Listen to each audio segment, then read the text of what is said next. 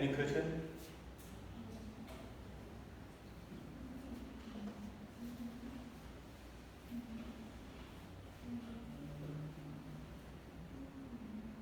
Right, and for value data, very long net and register hold value, and the value can be 0 or 1.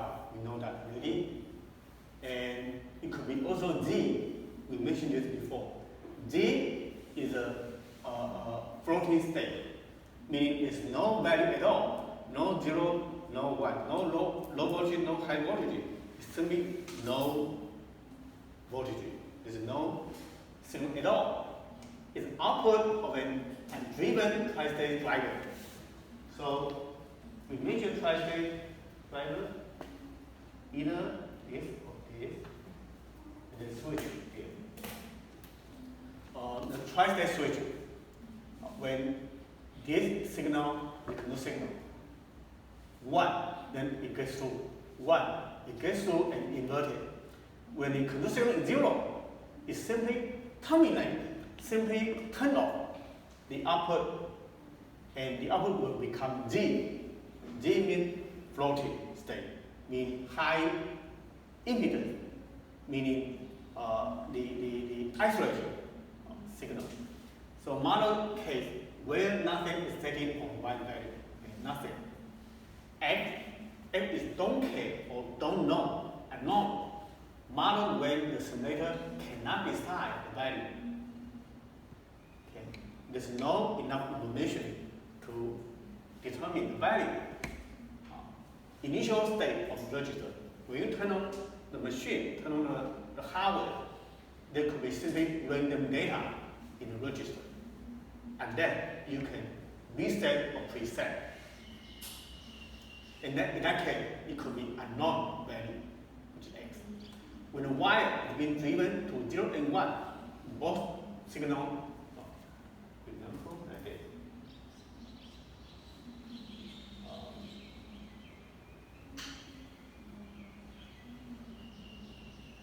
This is not a good design, but in case you do this, you try to connect the output of 2 gates together, and that signal driven by this as well as by this. So we try to drive 0 or 1. You are not going to get a known value next X. We don't know. In terms of implementation, which one is stronger, then probably you will get that signal. But based on logic circuit, you don't know. If you connect 0 and 1 together, it's unknown. Okay? That's why output of a gate with Z input. If the input is Z, then we don't know the output. Because Z is not 0, it's not 1. For AND gate, here's the truth table. Before, we have already known this, right? We know this combination. 0, 0, you get 0. 0, 1, you get 0. 0, 1, you get 0. 1, 1, you get 1. The typical AND gate operation. But given that there could be X and Z, then this is a new truth table for the AND gate. And the principle is that only in 1 input 0, you get 0 at the output. Okay. When one of the input 0, you are going to get 0 at the output. It's defined in the language here. Or here, when 1 input is 0, you get 0 at the output. Otherwise, you're going to get X in other places. When one of the input is unknown, and then when it is 0, otherwise you don't know the value of the output. Likewise, when one input is D, only if 0. For the one input, you get 0. Yeah. Otherwise, you don't know the output. That's the 4-value logic for the A gate in very low magnitude. Any question so far? Structural modeling. Like I said, for structural modeling, it's just like the gate connection, okay? Another gate or flip-flop or register connection in the network. The two typical data types are net and register. Net is also wire, the same thing. We can declare A is a wire, is a single name. We can declare 16-bit 15 column 0 bracket. This is width, wide width is a more than 1 bit bus. 16-bit and tri-state could be 0, could be 1, could be D. Okay? 16-bit wide.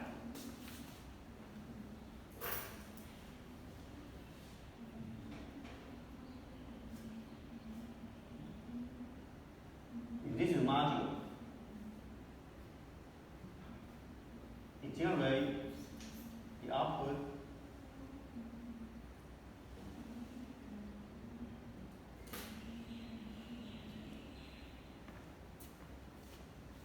If these are the output signal of this module, it means that the output of this module will connect on this bus. And there could be more than one module.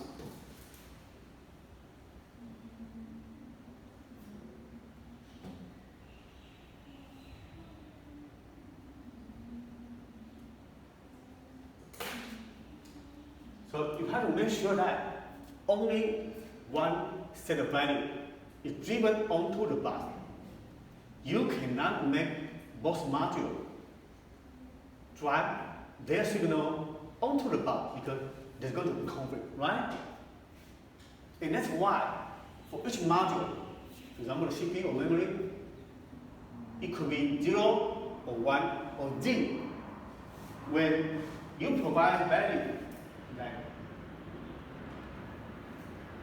0, 1, 1, 0, 0, so on and so forth, then it has to be D from the other module on the bus.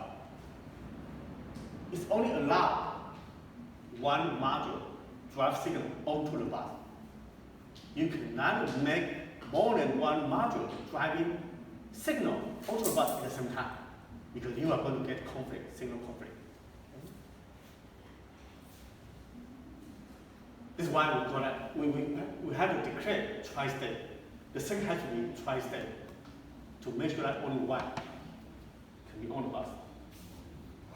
And the other one should be turned on, okay, to D.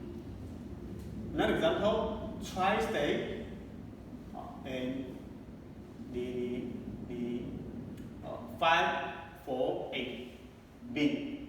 B is the tri-state signal, and this punch meaning delay. 5 unit of time, 4 unit of time, 8 unit of time.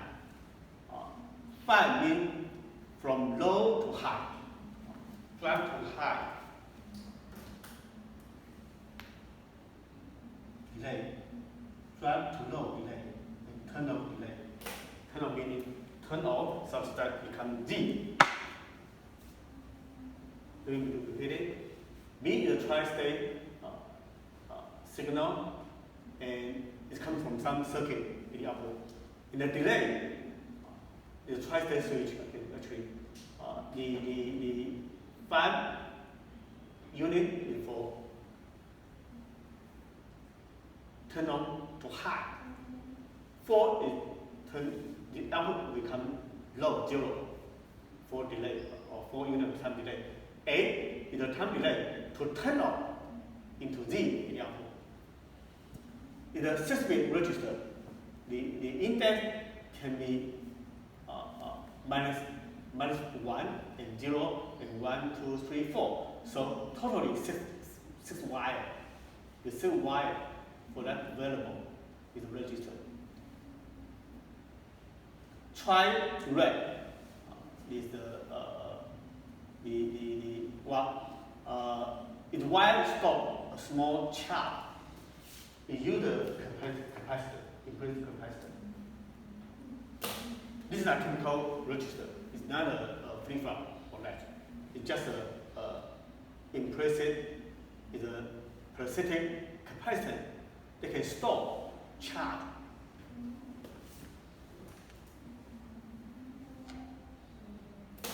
Store value, so it's small. And in here, this is actually memory. It's a memory and 1024 location. Array of 1024 integers. Okay. And here, an example, red again is with 32 bit. Okay, 32 bit wide. D cache, data cache, and totally 64 location. This is for location, how location. So in the matter of like, any question?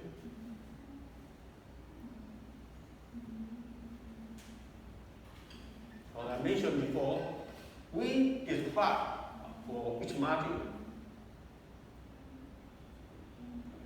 such that we can call the module, we call that instance.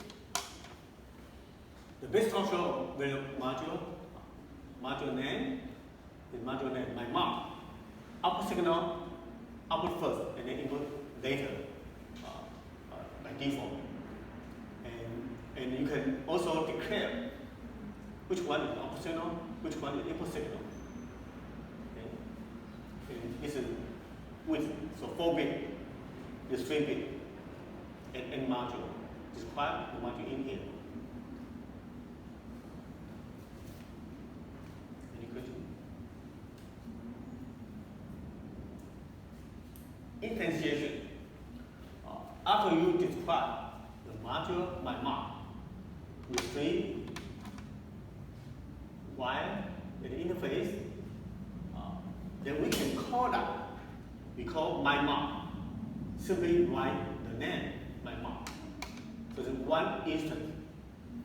And provided the parameter, providing the interface signal, Y1 is the output, A1, A2, A1, B1 are the input.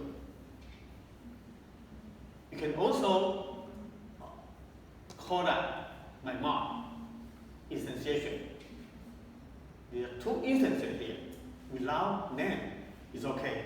You don't need to provide the name for the instance. Fine, no problem. Instance name omitted.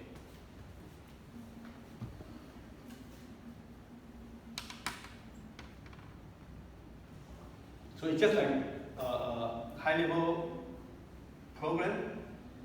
We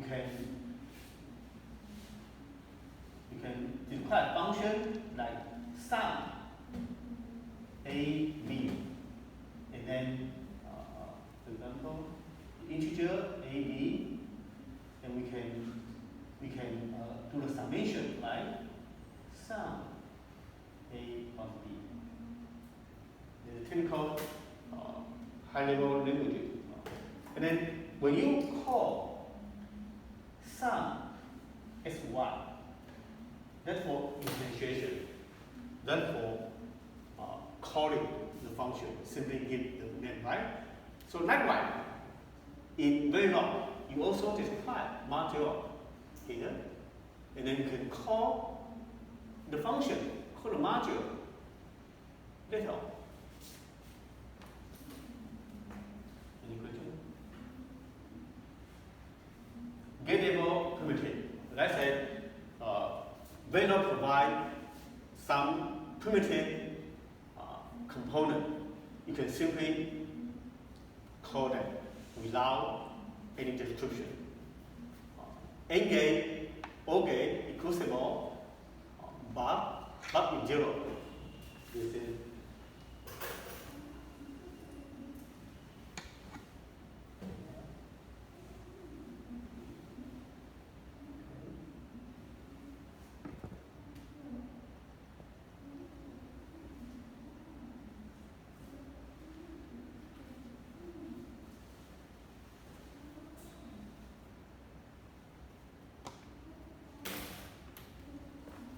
control signal. 0 then it goes through. 1 it goes through. Otherwise, 10 G. And NAND gate, NOR gate, equals to NOR. Not the inverter. The not is 0. Similar to this.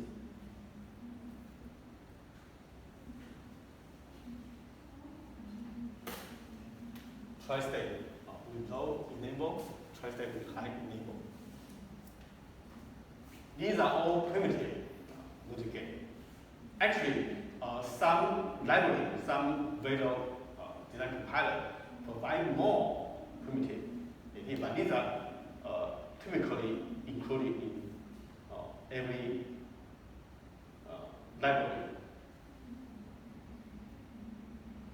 You can also define a delay. Free time unit. We don't know the real delay. You can only have some like how many time unit. That's for simulation. We don't know actually. We don't know the real delay. You have to do the you have to get the day out, then you know the delay. In here, we are still writing below code. You don't know at all. Finally the delay. But that's fine. You simply define the time unit to run the simulation. When there's no number, zero delay. 3, delay of 3 time unit. 4, 5, let's say. The first one is rise time. The second one is fall time. If the third one is turn of time, turn of to G. 3 column 4, column 5 means 3 minimum delay for typical delay, 5 maximum delay. We can also define the range.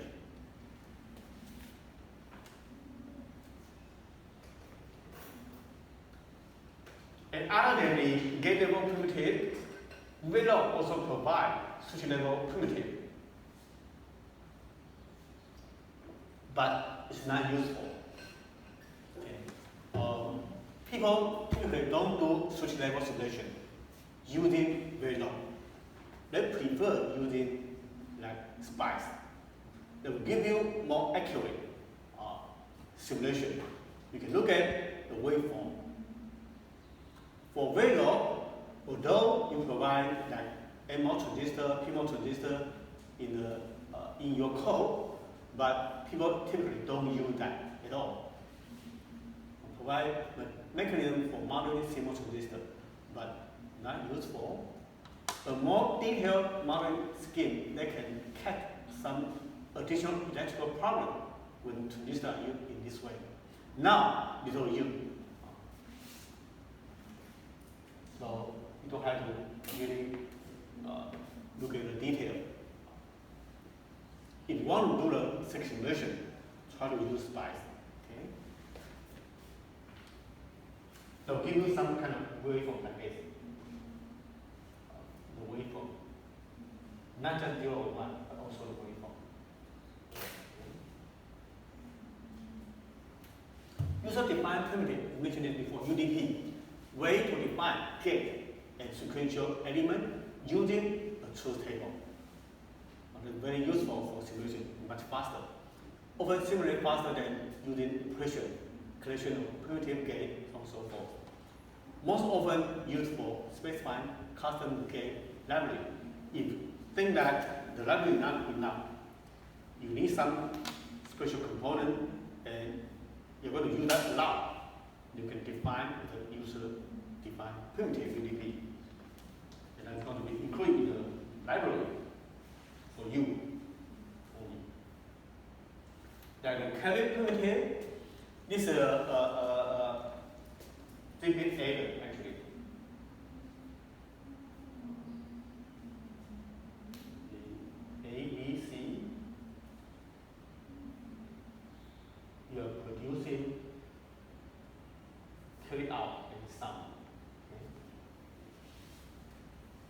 carry out you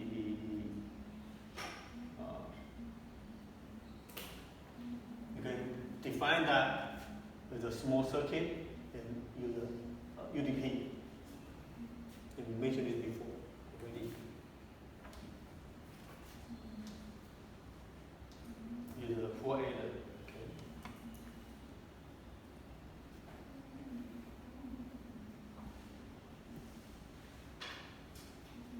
With addition. Circuit addition. Continuous assignment is another way to describe combinational function. Typically used for Boolean function, convenient for logical or their pad specification. Given that the declaration here, some 9-bit wire, A and B are 8-bit wire, 3 1-bit wire, and can assign sum equals A added by B added by 3N. So it's doing addition, 8-bit addition.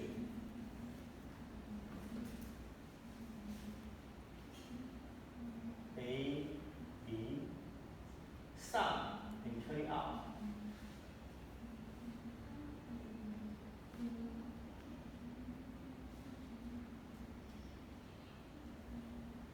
A-bit, A-bit, A-bit. With an 8-bit adder addition. Okay. You can simply write assign, sum.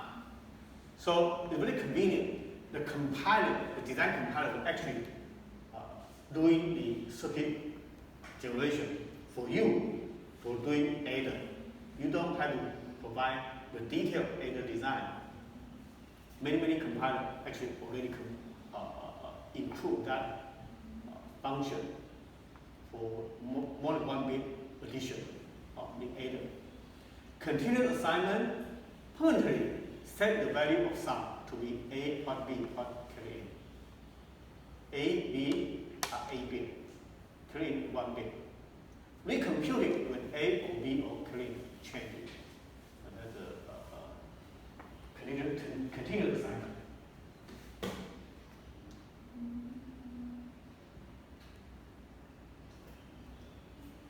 Behavioral modeling. We mentioned this before. There are two kinds of behavioral modeling.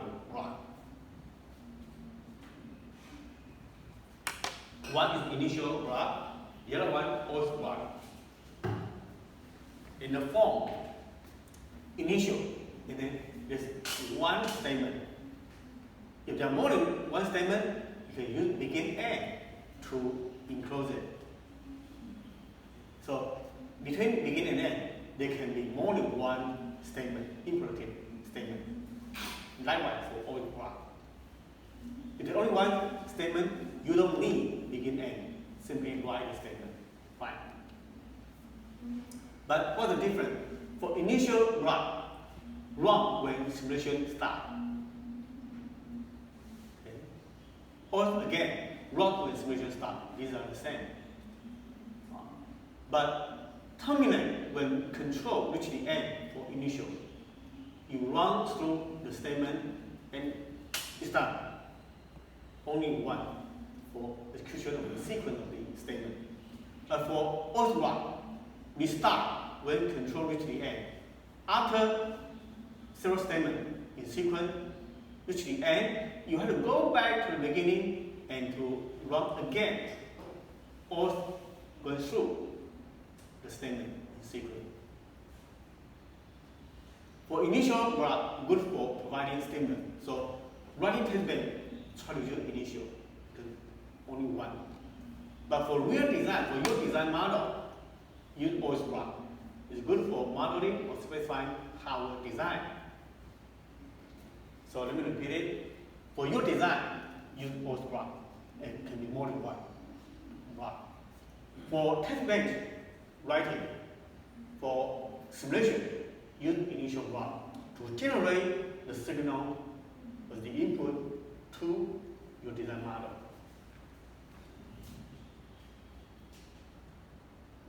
Some example. Initial graph.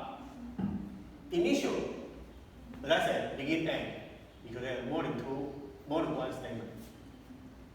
Constant means after time unit, 10 time unit, you do it 1 assigned to A, 0 assigned to B. After another 10 time unit, 0 assigned to A, 1 assigned to B. So this statement provide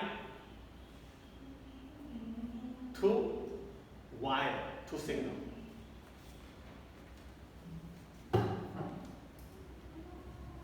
This is your design. And there are two input A and B. Your test bench provide to generate A and B. And this is the timeline. After this A is B. After 10 time unit, A becomes 1. Initially, they are both 0. Become 1. Become 1. After, I'm sorry, B is 0.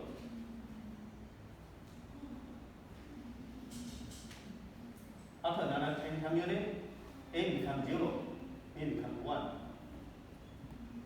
Something like that.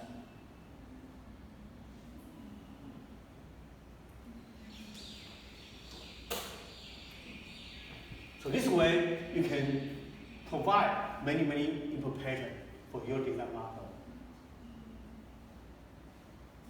Here we only give a simple example, only 2 Y and B, but it could be tens of signal or even 100 Y for the input. And use the initial graph to generate all kinds of input patterns you want to test your design model. Or wait for an event. Okay. For example, OS edge, the positive edge clock. With the clock signal at positive edge from low to high. This is a flip-flop, right? With clock signal from low to high, at that moment, at that instant, we do this D assigned to Q. So this is actually D flip-flop. The D flip-flop input D, output is Q. Okay, and this is a clock signal. And the D flip-flop. Only when the clock from low to high at that edge, we evaluate the value of Q, which is going to be D, meaning at the edge, D will get into the net, get into the flip-flop and change value on Q output. Another example, OS block, begin and to close it. Wait until I to be true. If I is false, keep waiting until I become true, which is 1. And then do 0 assigned to A. And then do wait, not I, meaning waiting until I become 0. And we continue otherwise, you still stay right there until I become 0. And then 1 assigned to A.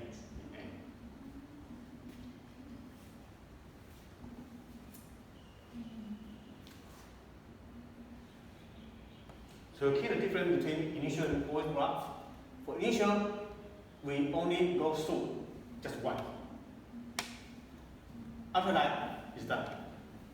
But for OS graph, it keeps monitoring the input. So this is hardware operation. When there's a power supply, the hardware keeps doing their work. Right? It's not going to come to the end. It just keeps doing. Like AND gate, OR gate, it keeps doing AND gate, OR gate operation until we turn on the power.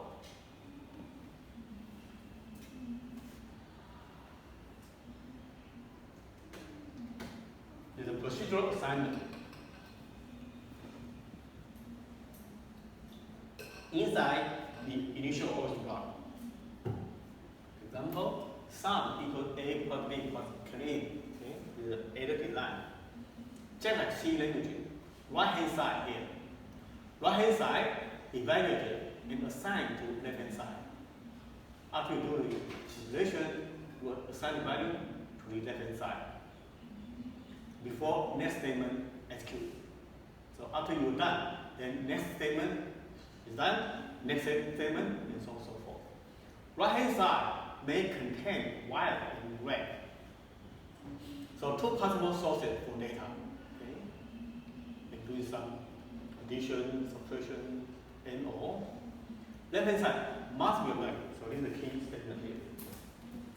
Left hand side must be declared as red. Even though actually it's a white, but you still have to declare red because it appears in the left hand side of the equation.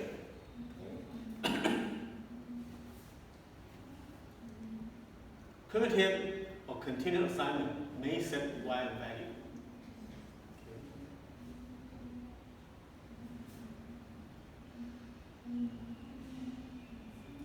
If it appears in a continuous assignment, then you have to know that left hand side has to be declared red. Before we have an example here. See? And left hand side. So it has to be red.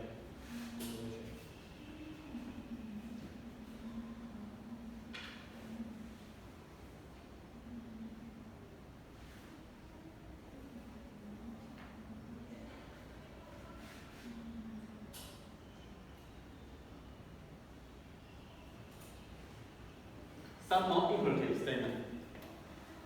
If else, just like C language. If select equal 1, selection 1, then you assign to 1. Otherwise, you assign to 1. It's just a 2-to-1 multiplication, right? Also, case statement in case. OP is depend on your OP value. It says that this 2-bit binary data 00. Op must be 2-bit wide. When op is 00 value, then we do this A plus B to 1. If op is operation, actually operation. So this is just like something like simple LU.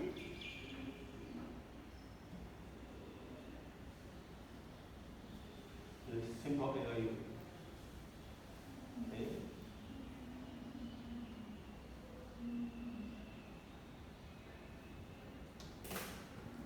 The 2-bit op depends on your op value 00, 01, 10. The A will do addition, subtraction, and operation. Or by default, if they don't fit this pattern, not 0, not 01, not 11, then the other cases, y will get x, x, x, x are non-value. H is hexadecimal. So you can see that it must be what? How many bit y? 16 bit. 16 bit LU. Okay. Hexadecimal. X. Any question?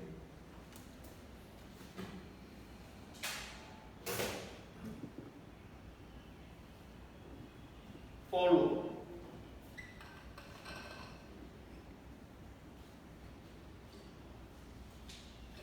Just like C language, VLSI also have for loop statement.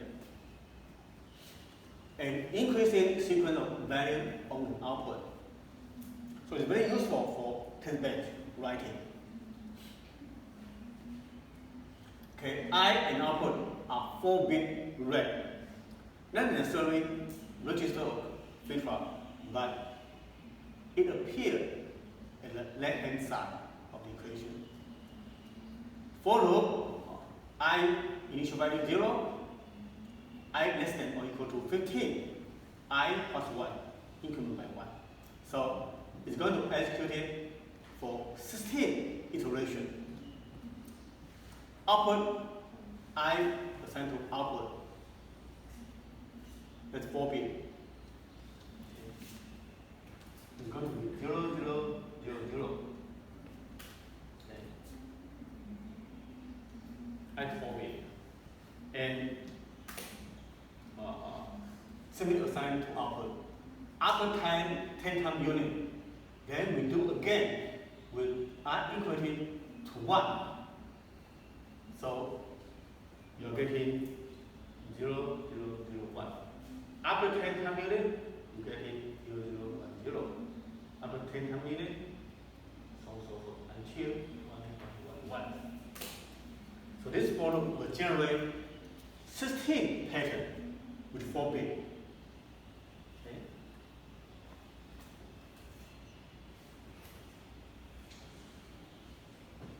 Also while loop, similar to for loop. But for while loop, it's not a fixed number of iteration. Just check the terminating condition. Again, I and output are 4 bits. Each value for I is 0. While I less than or equal to 15, then you do this. So it's the same thing. 0, 0, 0, 0, and then after 10 time unit, 0, 0, 0, 1, 0, 0, 1, 0, down to 1, 1, 1, 1. So 16 patterns will be generated. Each one has 10 time unit for the interval.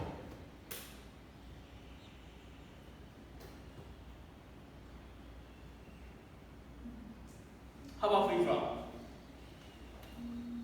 As I mentioned a few minutes ago, Q has to be red because it appears at the left-hand side. Always 8, positive 8, clock. When clock from low to high, rank 8, D assigned to Q, D flip-flop. The assignment here, wrong when clock rises. Okay? Exactly the behavior you expect for D flip-flop.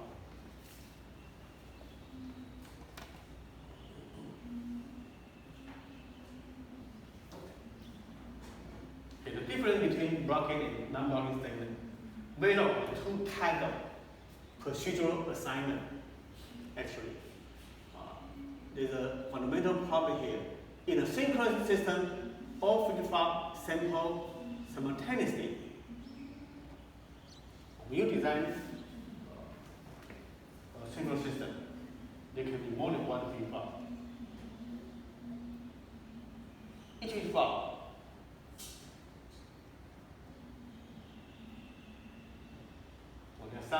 some computer circuit between flip-flop, for example.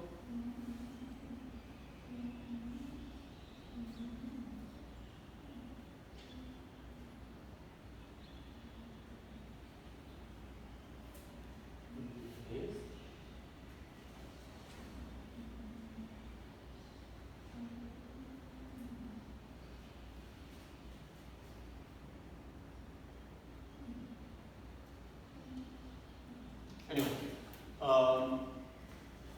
the flip-flop in the circuit, synchronous circuit, when the clock from low to high, the right edge, each and every flip-flop update simultaneously, okay, based on value in the input, right? In the synchronous system, all flip-flop sample simultaneously. And in the middle, all at each clock, run in some undefined sequence. So, the OS block, we can define this OS block, OS block, OS block, OS block, OS block. They are different OS blocks, and when you do the simulation, it has to be run in some sequential order. But you don't know the real sequence in the simulation. In simulation, there's only one CPU. You simulate each block to get the data, but you don't know when it runs in simulation, what is the order, what is the sequence. You don't know. Maybe for today, That's a specific order. For tomorrow, there are other different order. It's possible. So for algebra, we treat them that like they are run simultaneously, but in simulation, it has to be simulation, and we don't know the order at all. And that might cause some problem when you, if you are not familiar with the middle code. For example, we are trying to design a shift register. If you write the statement like this, read D1, D2, D3, D4, and algebra, the D flip-flop, D1 assigned to D2, another algebra, D2 assigned to D3, another algebra, D3 assigned to D4. But let's say these three algebra, we write them in sequential order, but there's no predetermined order at all. And you don't know in simulation which one will be first, which one will be second, which one will be the third one. You don't know at all. And that could cause some problem. Why is that?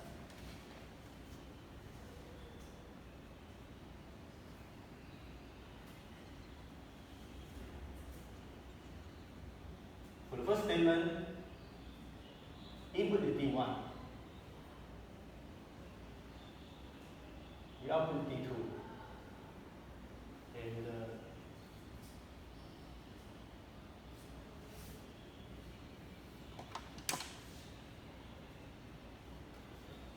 D2, D3, D3, D4. You thought that, okay, this is what I'm getting, right? Based on statement. But no, actually, you encounter some problem because let's say they are going to be wrong in some order, but you don't know which. What if this one is simulated first, and then this one, and this one? What if this one is first, and this one, and then this one? You are getting different results. So that's not the correct way to describe this kind of shift register. Instead, they should look like this. Look at the assignment here. The symbol. We call that non-blocking assignment. Non-blocking assignment. What is blocking assignment?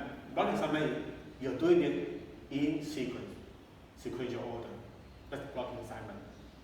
You write this assignment like this. It's non-blocking assignment meaning you evaluate the right-hand side. You evaluate D1, D2, D3. After you get the value, and then you update D2, D3, and D4. Right-hand side evaluate when assignment wrong. After they are done together, all of them are done. Then you do assignment. And it doesn't matter which one is assigned first.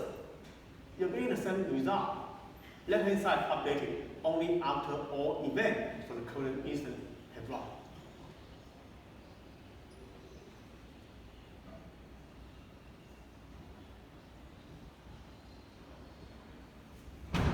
Let me repeat it.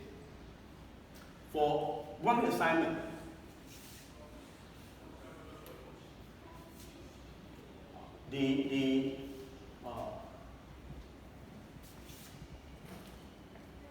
for example, A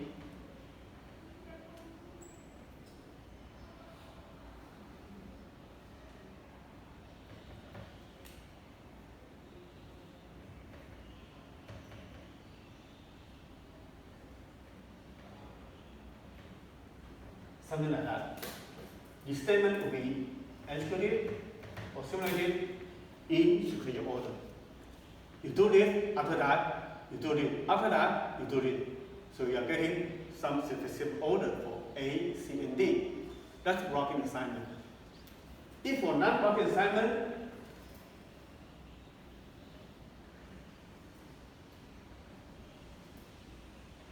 then it means that you calculate A plus 1, you hold the value. You calculate A plus B, you hold the value. You calculate C plus A, you hold the value. And then each is updated for A and C and D. See the difference? Let's say initially A is 2, B is 3, C is 4. Then for working assignment, what you are getting?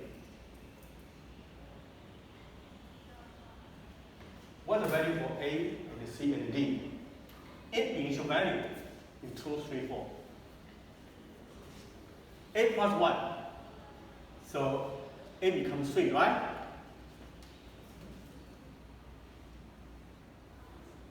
A will get 3. Is that right? Okay? And A is 3. Here, B is 3. So you're getting 6 for C. Okay? And 6 is C here. A is 3. You're getting 9. So 3, 6, 9 for A, C, D. Okay? But for the non-marking assignment, that's not the same.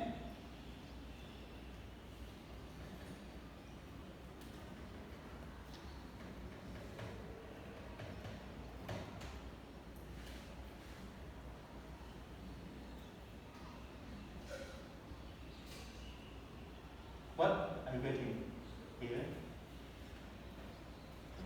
You evaluate altogether. A, 2 here, B is 3, C is 4. And then you calculate for each one. You're getting 3 here, you're getting 5 here, you're getting 7 here. See the difference?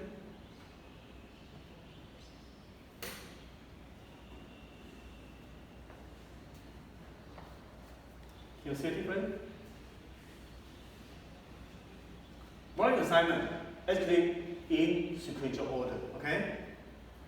Blocking is blocking the other statement until it's done. Then you do this. So this is A based on the new value of the A from the previous statement. However, for non-blocking assignment, you evaluate, you calculate each and every equation on the right hand side, and then update the left hand side. So it doesn't matter which one first, which one last. The order is not important, right?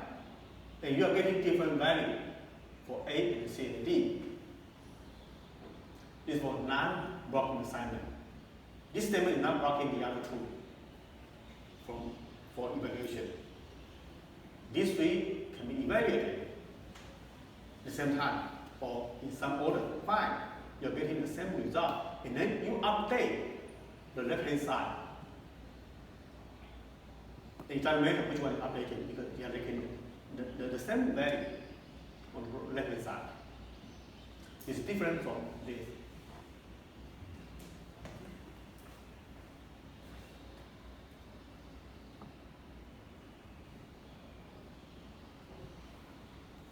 So for shift register, it should be like this. Non-blocking assignment. Okay, let's take a break.